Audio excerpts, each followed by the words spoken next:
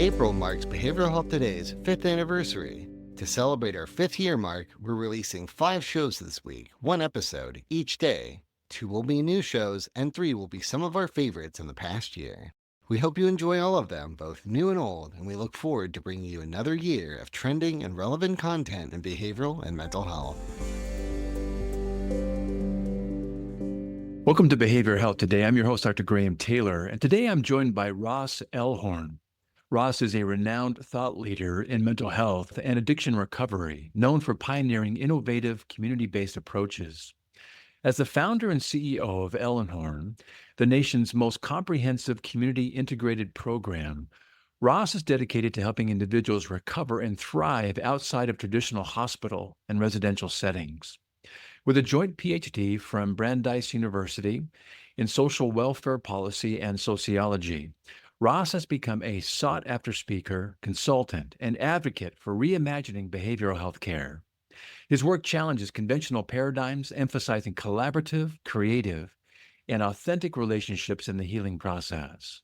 We're thrilled to have Ross join us today as we delve into the art of psychotherapy as an improvisational practice, grounded in collaboration, creativity, and authenticity, challenging traditional labels, inspiring hope and resilience, and empowering individuals to navigate their journeys towards healing and growth. Ross, it's so nice to have you with us here today. Welcome to our show. Yeah, thank you for having me. It's nice to have you here. As we jump in today, I'm familiar with a number of programs providing psychiatric care, with most advertising programs that focus on what they describe as a whole person care or integrative care. But these programs typically focus mostly on looking at the clients from maybe a physical or emotional and their psychiatric issues. And, while these are not incorrect focuses in any way, most programs don't tend to look at helping the client socially. And this appears to be one of your program's cornerstone features. Explain to us, if you would, the importance of addressing the physical, the emotional, the psychiatric issues within the context of one's social life. Yeah. First of all, I'm trained as a sociologist. I'm also trained as a psychotherapist. But if you look at a lot of these sites, these places that kind of advertise regarding whole person care or integrative care, they use these kind of like Zen stones. They show these stones and they show like 3 of them. And it's mind, body, spirit. That's right. And I find that remarkable that the social isn't one of those stones, because the social is actually not a stone. It's a giant boulder. I mean, it's the number one thing that our brains are built to do. We are the most collaborative animal on Earth. We are the only animal, basically the only animal that collaborates to invent, to innovate. So our brains are built, the neocortex is built for interacting with other people to create things for our own survival. So how is it that so much of the psychiatric and psychotherapeutic profession ignores that? And for me, it's the fundamental thing. That doesn't mean that there is not a thing called mental illness that happens in one's brain or in one's personality. But if we're going to help a person recover regarding those experiences, they have to have the right social experience around them. They have to have the right social ingredients. Yeah. Things like social support are really vitally important.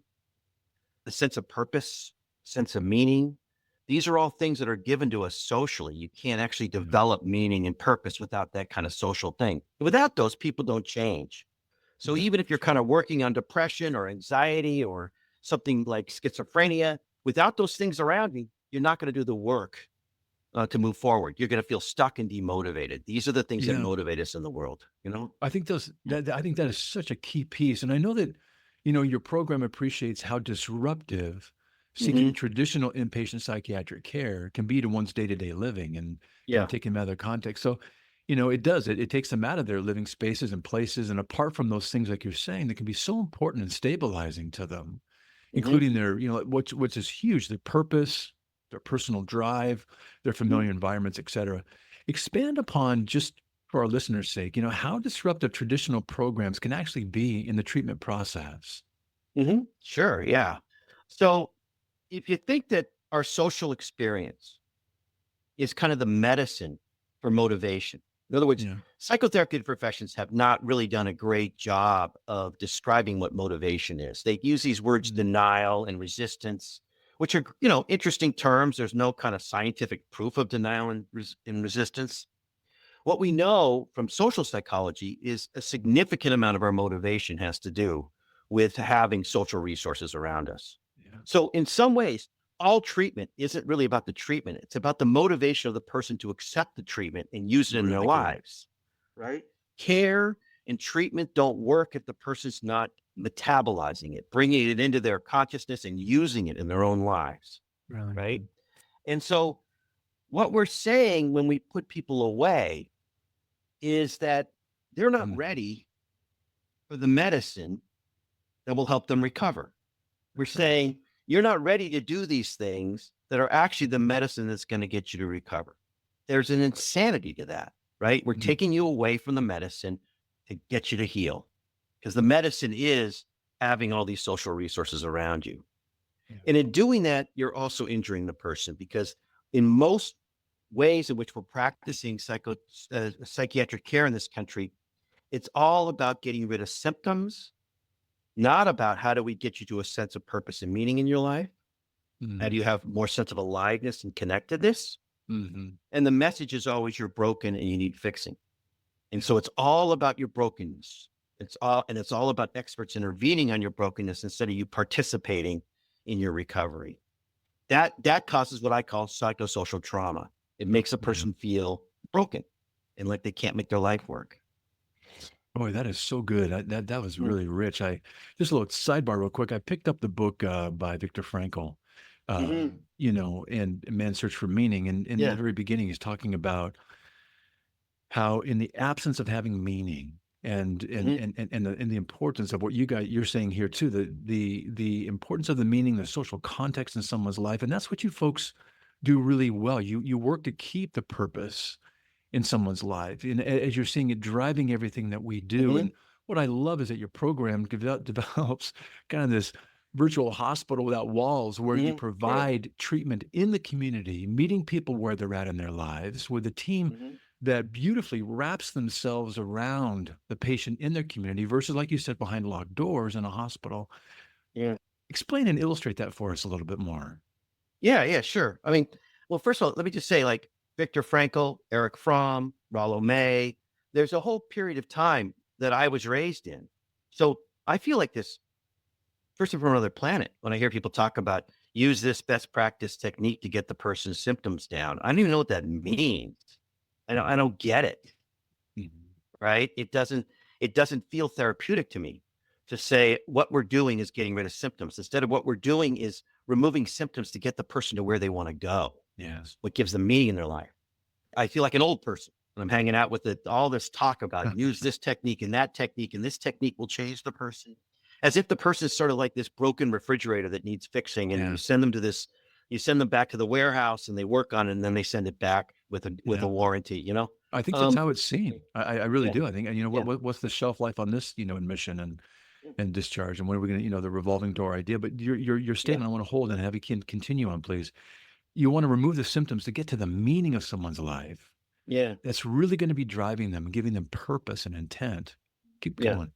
Yeah. Well, I just, that is in what people like Viktor Frankl and Eric Fromm and all these people were warning about was a world in which we stopped thinking about that and where we started thinking about people as objects. Yes. As dehumanized objects. That's what their main worry was back then. Yeah. And our profession has taken part in that. Said you're broken, and it's the same thing as being a broken machine. And so and you have this kind of brokenness, so we'll use this kind of screwdriver to fix you. So the way that this hospital without walls things works is there's an idea in our profession called readiness. Like, you're not ready to go back to work. You're not ready to have a romantic relationship. You're not ready to make friends. You're not ready to do this. You're not ready to do that until you go get fixed. So again, there's that model. You can't have the medicine until you're fixed. Right. To give them the medicine in a way that happens while they're having the problem is to surround them with a really assertive team, where the psychiatrists are a central part of that team, right? Not some psychiatrist from outside who comes in and sees the client for a few minutes, but a psychiatrist is completely involved in this whole person approach. Mm. Because what you're going to have to do is really keep track of how to help them with their symptoms so they can go back to work, their symptoms and the side effects. All good psychiatry is the lowering of medications. That's That's right. the art of psychiatry. It's simple to get people a lot. So it's all about how to get to that right place. And then also to just have this team that's kind of making sure you're okay Mm. during all that time. My program takes on people who are having such acute experiences that they can't be in residential programs on some level, Mm. right? And so you're working with someone who actually does better in their own place. And that means a lot of care. And that means 24-hour conversations. So the team is meeting like rounds at a hospital every 24 hours about the next Mm. step. Part of that conversation is about symptoms, but part of that conversation, a big part, is where are we going in their social recovery too? How are we getting them back towards their recovery socially? Really good. Talk a Yeah. little bit about that piece of the types of clients that typically will come into your program and those you tend to help. What are they experiencing? How do they come to you? What's it look Mhm. like? Yeah. Well, let me put it, let me describe it in this way, that our profession has this concept of the chief complaint, which is that Mhm. what does the client come in and say is their problem? That's right. We rarely get people that come in and say, my chief complaint is my depression. What we get is, my friends have moved on in life. I Yes. feel ashamed that they're doing so well, Mhm. or I can't make anything work because I'm so broken, Mm. That or social piece is such a yeah, central part, isn't it? that's what they're complaining about. So Yeah. for us, that's the chief complaint. Let's work on it. And that chief complaint can be stated by somebody who's been diagnosed with a personality disorder, someone who's been diagnosed with schizophrenia, someone that's the diagnosis having depression. That Those things are important to address, Mm. but the chief complaint is always the thing to focus on, because each of those things is not going to change. The person's not going to participate in treatment Yes. and be autonomously receive help until the social part is taken care of. There's a concept in social psychology that I really feel has strong validity to all of this, and it's called a threat assessment. Yeah. And basically, when you look at a challenge in front of you, it becomes a threat if you don't have the resources to meet that challenge. That's It right. stays a challenge when you have the resources. Yeah. So you're walking along, it's kind of cold outside, you don't have a jacket on, it gets colder, that's becomes a threat. You put the Mm. jacket on, it becomes a challenge. Mm. Okay? Looking at yourself, figuring out what you need to fix, figuring out what you need to change in your life is a challenge. Being involved in therapy is a challenge. Taking in all the ideas and how to and motivation is a challenge. Every one of those things becomes a threat if you don't have the jacket of social resources. So life Yeah. becomes just threatening. Therapists become threatening. Everything feels like a threat you can't accomplish. So for clients to do the things that people want them to do, that other therapists call resistance, difficult to engage, all Right. these obnoxious terms that are just more diagnoses, are actually a person who's just seeing everything threatening because they don't have that warm coat around them when they're looking at things. Absolutely. Yeah, yeah, Absolutely. Yeah, I really like that. So that goes back to the idea that your team does, that warm jacket, and yeah, it's not a resistance. It's just not feeling maybe kind of equipped or safe enough along the yeah. way. And so you get to your team wraps themselves around the patient. If you could maybe think of a person you guys have Mhm, or are working mhm. with, and what your team looks like when they go out. Paint a picture for Yeah, us. yeah, yeah, yeah. Yeah, so everybody on the team is trained in some actual models of psychotherapy, and Yes. these models that we take on have an element that makes them capable of being used on the fly, not just in a Mhm. therapeutic session. So it's ways of having conversations with people. And those conversations can be happening while helping a person grocery shop, getting them to work, helping them figure out how to apply for a job. All of those things are happening because our number one goal is to build a person's sense of what's called self-efficacy, that I'm not helpless. I can make life work. That's the number on some level, and that's a social resource. That's the number one social resource we can help them with. The other There's word for nothing that more would be important than that, is there? To have that No. kind of internal sense. Yeah. Absolutely.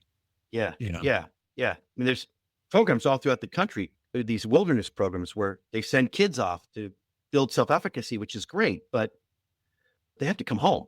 And why not build self-efficacy where you're at, you know? And so all of that has to do with kind of building that self-efficacy slowly but surely, building that pride in themselves so that they can handle taking on life, some sense I can make it in life. And so that's what the team's doing a lot of the time.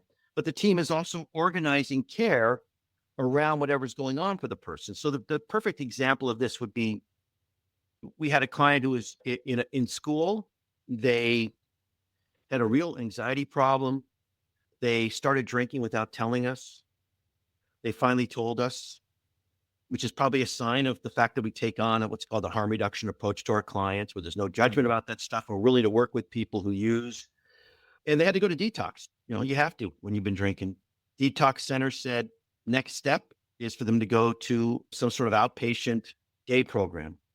And we said, absolutely not. The next step is for them to go back to school. They're about to graduate. Nice. The last thing for them to do would be to not graduate. Yeah. What nice. that meant was, that means we're going to drive them to school every day. We're going to pick them up. We're going to build a sort of a decision that we're going to start testing them for use. You know, we're going to check with them in the evenings. Yeah. That to us was a real fork in the road for them. Because in typical care, they would have just been put into an IOP. They would have been kicked out of school, and that would have been it for them. Profoundly sad. Yeah, absolutely. And that's happening all the time. Yeah. You know, what are the two main social events, social and psychological events that can trigger a psychotic break when a person has a genetic disposition for that? There's stress and disconnection and isolation. Who is the first person that somebody meets when they have a psychotic break? A police officer. That's right. That's the first person sent to their home. Who's the next person? Whoever straps them to a gurney in an emergency room. Mm-hmm. That is pro-symptom treatment. That's what they call That's a right. iatrogenic treatment. You are creating more psychosis in how we're treating that person because of It's all the traumatic. social things you're doing to them. Yeah. And you know what an ER is like? That probably means Yeah. 10 hours sitting on that gurney. Yeah. It's not like you go straight into the psych unit, Yeah. you know? No, What it's an not. isolating, stressful event. That's You right. know? And and it further creates, like you're saying, there's something about you that's broken. There's something about you that's damaged. There's something about you that's wrong. And Mhm. all the shame-based messages that naturally become a part of this. But it is iatrogenic, isn't it? Yeah, and it's treatment. Yeah. Yeah. So much of this is, it's socially iatrogenic. And it's psychiatrically iatrogenic. Yeah. Yeah. It What often creates more symptoms than it fixes. Yeah. what I'm struck by too is that this is it's really kind of an intimate treatment process when you think about it, because people are inviting you into their lives to be wrapped Yeah. around by you guys, like that jacket you're talking about that Right. reduces some of the stress and lets them see that they're not going to be alone in this. You know, you talked about the two things that can, be triggering stress and disconnection. You talk about minimizing some of the stress and creating connection with this wraparound team, the opposite of typically what can set us up, psychiatrically, stress and Yeah. disconnection. You guys doing just the opposite. But it's an intimate thing where they're inviting Yeah. you into their lives to drive them to maybe go to the grocery store, Mhm. check up on them. Mhm. Mhm. I think that's a wonderful trust building place that you guys find yourself coming to. Mhm. That collaborative relationship piece has got to be such an important part.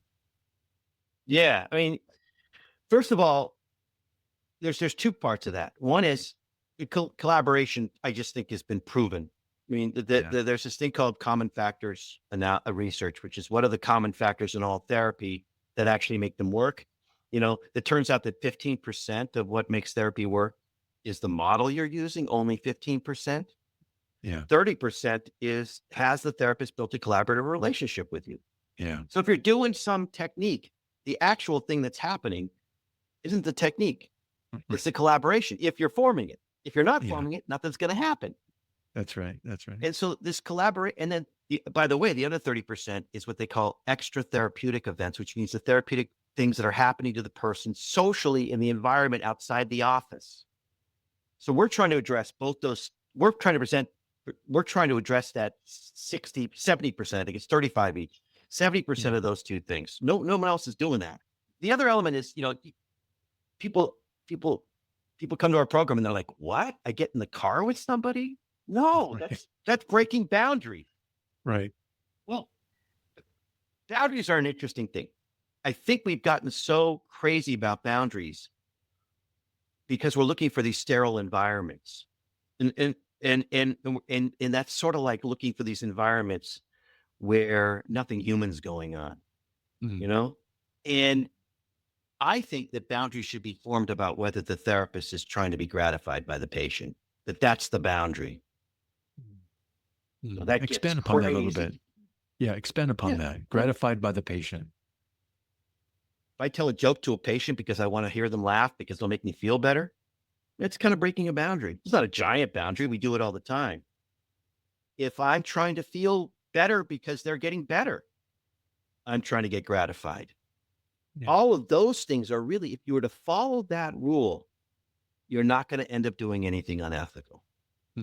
That means you can get in the car with the client. That means you can visit them in their apartment. Right. And it's not like when you visit them in the apartment, you're any more likely to sleep with your client than all the therapists out there that are doing it in their therapy offices. So that worry about this kind of close connection is just sort of BS. It's not, it doesn't change anything. And it's made it so we created these things where people have to come to treatment. And then we say when they don't come to treatment, they're difficult to engage. Instead of treatment's difficult to engage. If you're dealing with someone who's having as many problems as people are having and expecting to show up for their sessions on time, you're harming them by saying it's because of they're difficult to Absolutely. engage instead of, Yeah. no, we should be out there helping them. We'll be right back after word from our sponsor. Continuing education is both a requirement and a learning opportunity, but finding the right CE provider can be challenging. AATBS, a triad company, offers continuing education for psychologists, social workers, marriage and family therapists, counselors, and behavior analysts. CE courses are available both individually and as part of our new All Access Pass. All Access Pass provides a library of over 250 unique courses. That's more than 800 hours of CEs, with new courses being added every month. As a special offer, Behavioral Health Today listeners can save 15% on CE purchases. Visit us at aatbs.com/BHT and enter promo code BHT15 during checkout. That's aatbs.com/BHT. Check out our library and check off your CE requirements today.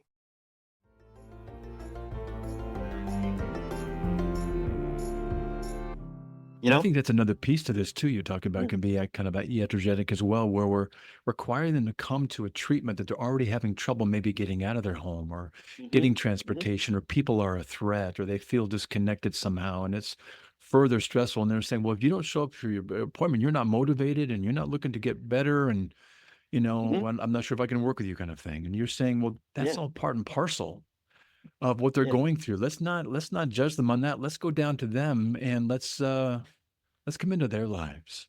Yeah, exactly right. And what's happened from that is we've created this whole industry of what's called best practices, the best practice technique for this disorder and that disorder.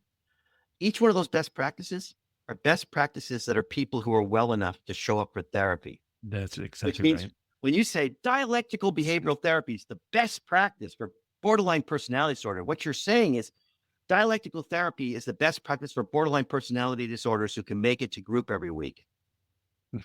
There's an entire world out there who can't come in. No.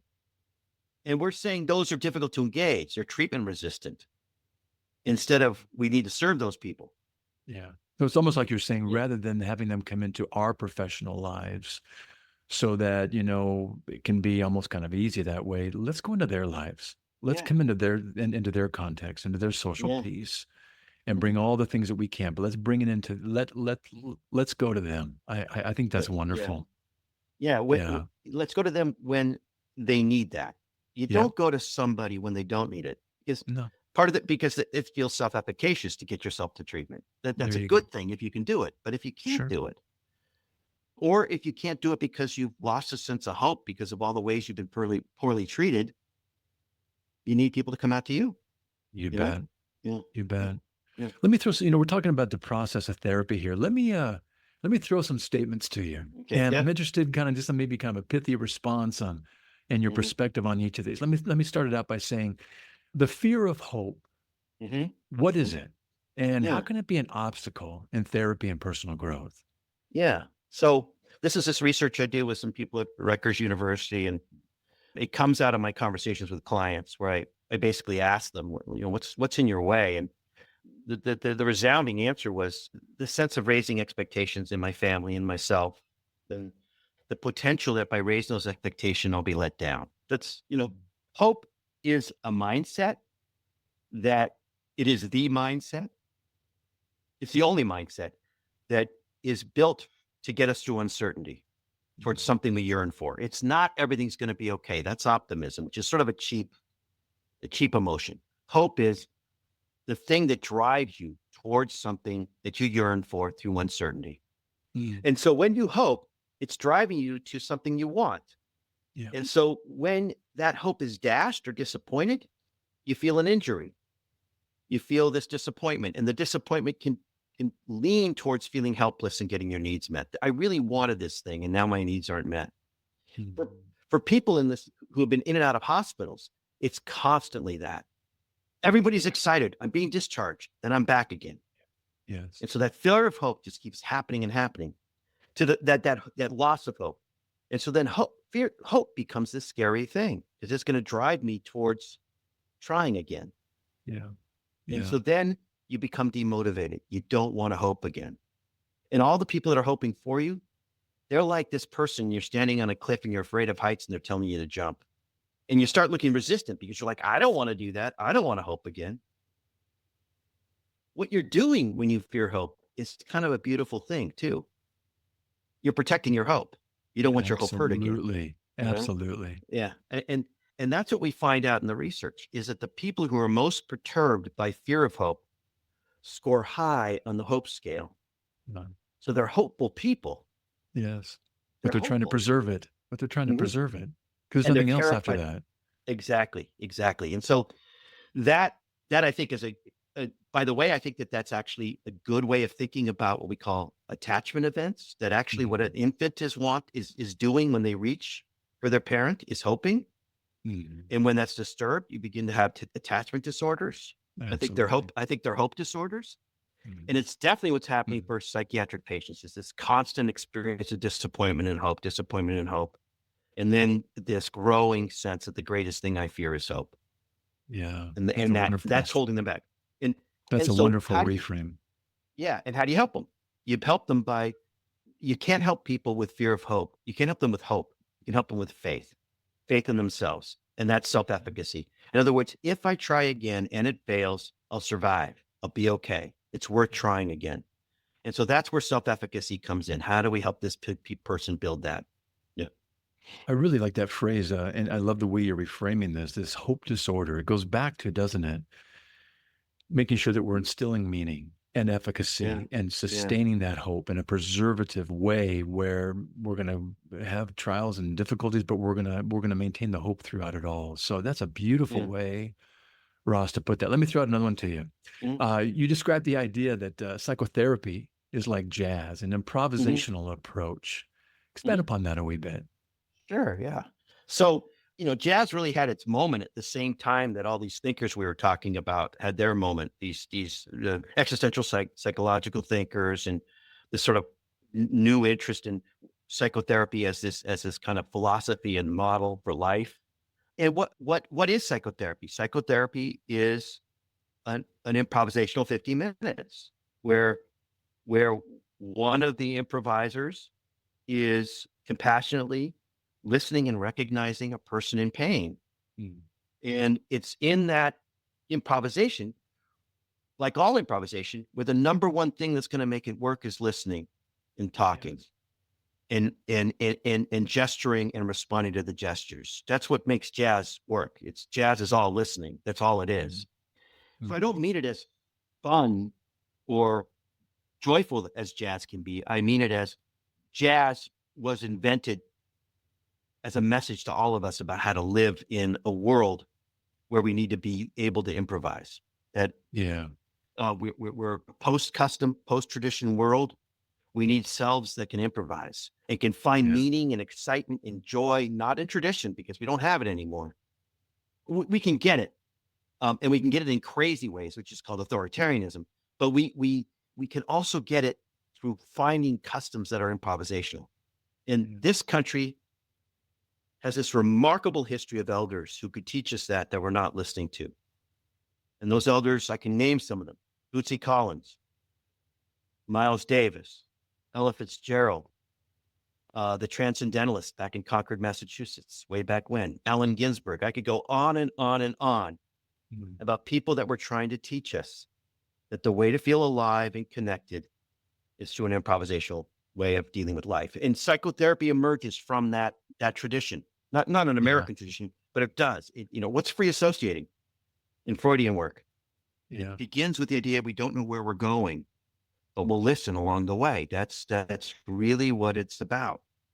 What it used to be about. Now it's about how do we apply the right tool to the right thing? It's like, how do we use this manual to fix the person? You talked earlier about the idea of attachments and our earliest attachments. And I think this right here is illustrated in our earliest, example of kind of just improvisational play. There's a great video, I'm sure you've seen it, the still-faced experiment. Yes. Where it shows this mother and this little infant, almost a toddler, kind of having this just improvisational engagement. And just how fluid that is and how beautiful it is. And the baby is just alive. And within that context, growth happens, identity develops, attachment forms, and meaning in time will emerge out of that. So I love that idea. It's improvisational, it's reflective, it's complementary, it's parallel. Yeah, that's a beautiful reminder. Yeah, I can't tell you how many things you're evoking when you say that, but if you don't mind, I'll name them really quick. Please do. Well, one is that, I use that video to talk about fear of hope, because what that child is doing is hoping every time it makes a gesture. It's hoping mom will respond. And then when she stops responding, it starts to crumble into despair because mom's not responding. So almost to the point of a psychic annihilation. When she cannot engage the mom, there's that place of extreme panic. The panic of the panic. I don't exist anymore. Of the ultimate disconnection, isn't there? That's exactly right. I'm not found. I'm not seen. I'm not. Yeah, exactly that. And that happens before language. Yes. It's in the experience of being cared for. Yeah. Where the caring other is responding to you. Yes. It's in that experience that we hold throughout our lives, that we, as adults, we do through language mostly. But it's a dance of responding, and it's improvisational, and it's listening, all of those things. And the other thing I want to tell you is the other person who uses that is this psychiatrist and psychoanalyst by the name of Jeff Katzman, who's trained in improv. And he shows that video, the same exact video you're talking about, to talk about attachments and improvisation. Just coincidentally to me, he uses that same video. It really is a message and lesson in that, very much so. Yeah, it's really good. Yeah. You let me throw some out to you too. You also wrote a book called Purple Crayons, talking about living life as an art and celebrating our inherent sacred originality. Life is art, sacred originality. What do you mean by these? So there's this book by Crockett Johnson, Harold and the Purple Crayon, that was written in 1955. It's a strange book. It's to some of us, it feels famous. For other people, they don't know it, but it's this kid who draws his life with this purple crayon. And there's no life there unless he's drawing. And to me, it's about actually how to feel alive, how to make life happen, 1955. 1955 is the year that McDonald's started. It's the year where Coke got put into cans so they could distribute it everywhere in the country. It's the year Disneyland started. It's the year in which lots of things were happening where that was about uniformity and conformity. It's also the year where the Miles Davis Quintet got put together. It's also the year where Allen Ginsberg read Howl. It's also the year where all these people were talking about their fear of this thing, Yes, including so cool. this really smart guy who had the largest civil rights protest in American history, which was the Montgomery bus boycott, who came up with this term called the sacredness of human personality, who believed, this is Martin Luther King, who believed that it's a sin to treat somebody as a unit, as a thing. And the way to not treat them as a thing is to recognize the sacredness of human personality, that each one of us is unique and fascinating in that way, an entire universe, each one of us walking this earth. And so sacred originality is about where is that gone? What has happened to it? And how do we regain it? And that's what Purple Crayons is about, is like, how do you live a life that's improvisational, that's constantly there and you're drawing your own life? The danger, as I mentioned before, and the book is also about that danger, is when you get so scared about a life that doesn't have traditions, where you get so scared of your sense that you're responsible for your improv, that you turn to authoritarian leaders. And that's the thing that's happening right now in the world, not just this country, because you need that sense that somebody's holding you through this in a way that's not improvisational. And I think it goes back to that idea too, the conformity you talked about. That blocks our Yeah. authenticity, doesn't it? Yeah.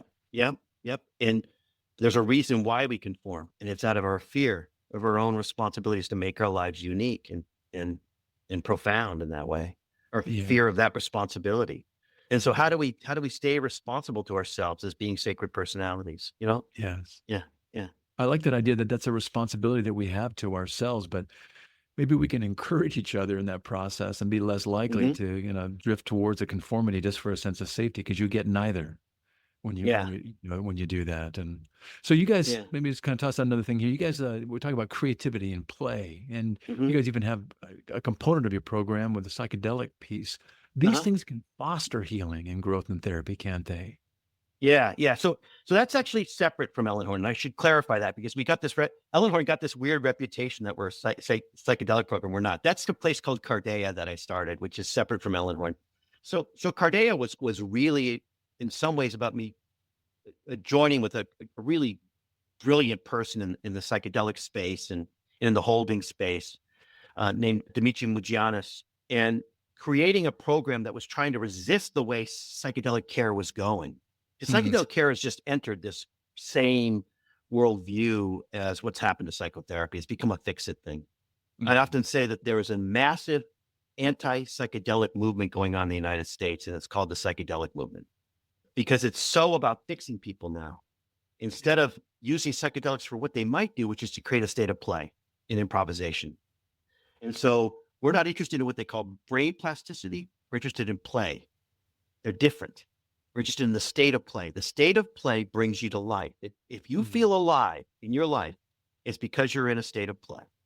And so that program, Cardea, is really about that. And it's not, it's different than Ellenhorn, but I got it's a remarkable, in my mind, it's a very exciting program in sort of art filled and art oriented and all that. Yeah. I love your emphasis of the improvisational approach, the idea of jazz and art and the inherent sacred, but this idea that how we play, I think going back to that still face experiment, that mother and that daughter had the ultimate in play, the ultimate in connection, and watching what can emerge from that, not just in that moment, but over the days and weeks and years of, if that can be our lives, how rich they can truly be. Graham, I really appreciate that you focus on the still face for that, because what it's saying is play has gotten too fun a rap. Play is serious. When you watch a kid play, they're usually serious. It's serious business. Without it, we're dead inside. So think about when a child plays, three things happen. The thing they're playing with comes alive. they're actually imbuing an object outside of themselves as having a life of its own. And we all know this in our own life. When we're in a state of play and we're making something out of clay, the clay starts feeling like it's got its own world to it, right? Yeah. So that means that when we learn to put life in others, because we don't have to put lives in others, we can dehumanize others. We're actually famous for that as a species, of seeing people as its. Our field has a reputation for doing that. So compassion is based on that moment of play. That child in that moment feels what the famous British psychoanalyst D.W. Winnicott called going on being. They feel alive. They're alive in that moment. And in that moment, they also feel the aliveness of their parent kind of That's right. containing them in that moment. Oh, yeah. So all Safe. life, all of our liveliness is based on play. And when we're alive as adults, it's because we're in some sort of state of play. I'm sure of it. And when we feel dead inside, it's because we're not in that state of play. That's how serious it is. Yeah. It's about being alive and connected to the world. Yeah. And I love that message. yeah. You know, I know as we're kind of winding down for today, I Mhm. would love, and maybe just kind of riffing off that just a wee bit more, I'd love you to leave our audience with a takeaway message for our time today, maybe encouraging them on how they might see, psychotherapy, yes, but growth in their lives, this improvisational art form. That's the heart of growth, isn't it? Yeah. And that sadly, I guess sadly for us, but also beautifully, you're in charge of this. Yes. You can be given the nutrients, but if you're not ready to take them, to metabolize them, nothing's going to happen. And the message people are getting about therapy now is that it's the thing that changes them. It's not. It's the thing that creates the fertile ground for them to maybe make some decisions about change. And that's old school. I'm not saying anything new. But to me, if you can enter care knowing that this is my journey and this person is there to accompany me on it, Yeah. you're in a much better place than thinking this is my journey and they're going to fix me or this technique's going to fix me. That's a really bad message people are getting now about treatment. That's what I love about your program, Ross. We said earlier, you wrap yourselves around these folks and you accompany them in their journey. Mhm. You come alongside.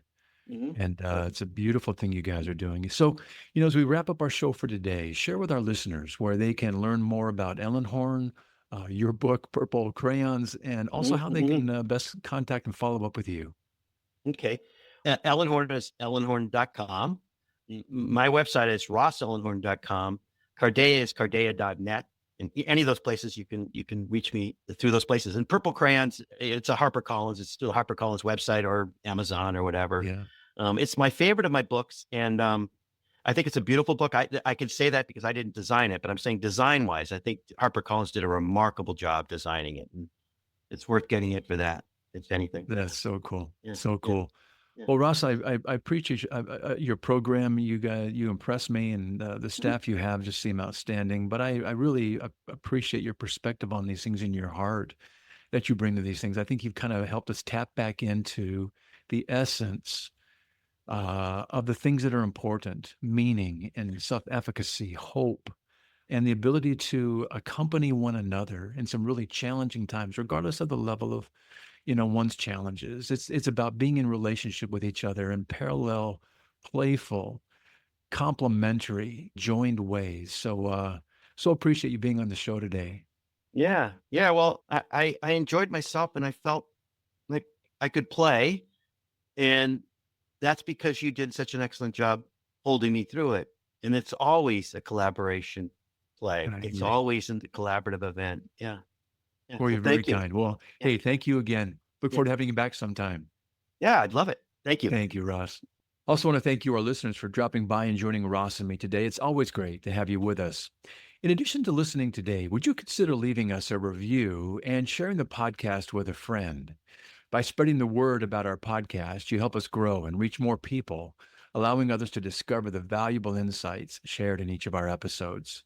And thanks for being such an important part of the Behavioral Health Today community. Regarding our episode today, I want to remind you that it and its resources and all of our other episodes can be found on our webpage at triadhq.com/BHT. Thanks again for being with us on the show. And we'll look forward to having you back with us next time on Behavioral Health Today. We appreciate all the support from our community, and if you like our show, one of the best ways you can support it is by giving us a 5-star rating and leaving a review. Behavioral Health Today is a podcast part of the Triad Behavioral Health Network, all rights reserved.